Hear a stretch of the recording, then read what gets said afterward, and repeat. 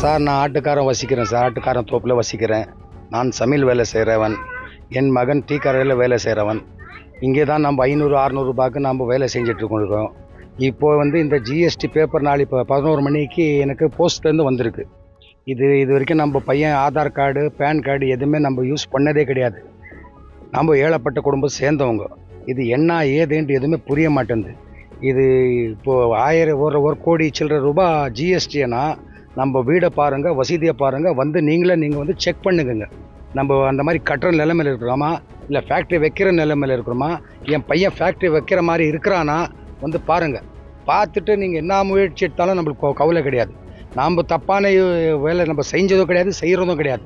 Plus point என்னன்னா, யாரோ வாங்கி இது யூஸ் பண்ணிக்கிட்டு இப்போ 1,80,00,000 ஒரு 2 கோடி கட்டுன்னு சொன்னால் நம்ம எங்கேருந்து கட்டுறது? நம்ம ஏழப்பட்டவங்க என்ன பண்ணுறது? 500 ரூபாய் சம்பாதிக்கிறோம், நம்ம 600 ரூபாய் சம்பாதிக்கிறவங்க வயிற்று கலவுறு தான். இந்த மாதிரி ஃபேக்கெல்லாம் பண்ணுறாங்களே, உங்களுக்கு திருடங்களுக்கெல்லாம் பிடிக்க மாட்டிங்களா? இந்த மாதிரி எதுவுமே எடுக்க மாட்டிங்களா? அரசாங்கம் எதுவுமே இதுக்கு தேவைப்படாத எடுப்பாங்களா? இதுக்கு எப்படின்னா வெளியே செய்கிறீங்களோ இந்த அரசாங்கம் தான் செய்யணும்.